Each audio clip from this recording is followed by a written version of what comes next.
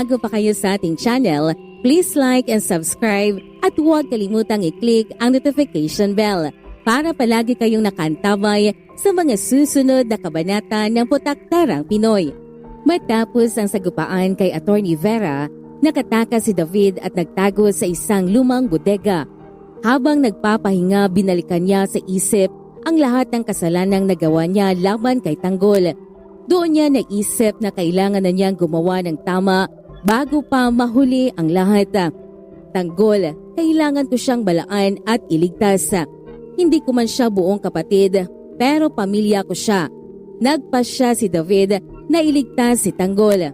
Kahit pa hindi sila lubos na magkadugo, para sa kanya, kapatid pa rin si Tanggol. Lumabas siya sa pinagtataguan at sinimulan nang hanapin ang kampo ng Montenegro. Makakabawi na ako kay Tanggol sa aking kapatid. Samantala sa kampo ng Montenegro, hindi na napigilan ni Ramon ang galit. Ipinagdiinan niya kay Tanggol na dapat nang tapusin ang mga gerero. Nagpakita ng pag-alala si Marites. Kinatatakutan ang mas malalang gulo at posibleng pagkamatay ng marami. Si Madonna naman, tahimik lang pero ramdam ang suporta sa tabi ni Tanggol. Dumating ang araw ng motorcade. Nagbigay ng babala si Don Julio sa lahat ng kasama na hindi lang ito simpleng pangangampanya kundi isang posibleng sagupaan.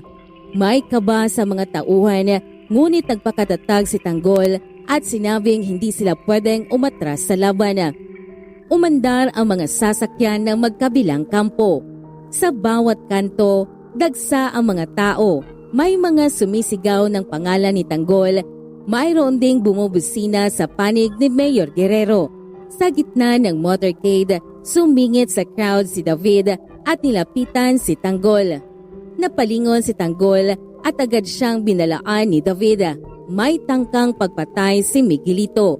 Mabilis ang lahat pero sapat para makuha ni Tanggol ang mensahe. Hindi pa man nakakaresponde ang grupo ni Tanggol, dumaan na ang kampo ng Guerrero. Bigla na lamang nagputok ng baril si Miguelito.